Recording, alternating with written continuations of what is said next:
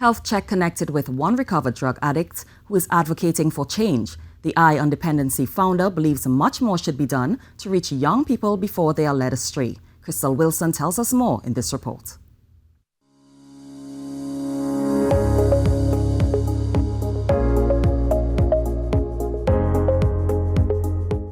Substance abuse education and prevention should be taught in all schools. This is just one of the steps toward taking this world, this country, a step closer to a drug and substance abuse-free environment.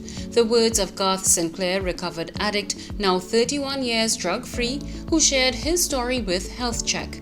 St. Clair, originally from Point Fortin, grew up in Coquille Village, San Fernando. He was once a member of the Trinidad and Tobago Regiment, but his life took a different turn in 1989 because of his use of crack cocaine while a member of the military, and he was discharged. The person who introduced crack cocaine to the Defense Force back then, he too turned out to be a crack addict in the end. He too was discharged. A changed man now and an advocate for living a drug-free and healthy lifestyle, the co-host and producer of the Eye on Dependency program shared that it was after a run-in with the law, which resulted in prison time, that he decided to change his life. I kept on, the normal addict behavior, stealing, selling out possessions. Then when I went back home, I did the same thing to my mom, and I joined a music band and sold $76,000 worth of the equipment, and I was arrested and charged for larceny.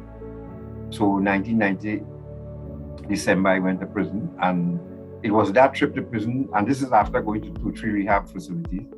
I really wasn't ready until I ended up in prison. That's when it all hit me that I need to stop.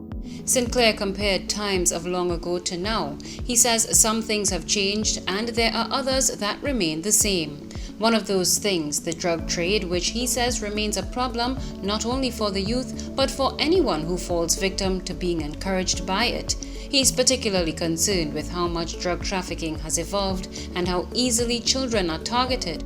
So now we have brownies and cookies, you have gummy bears, you have vape pens, you have the product called lean, which is cough syrup and Sprite mix, and a whole list of drugs.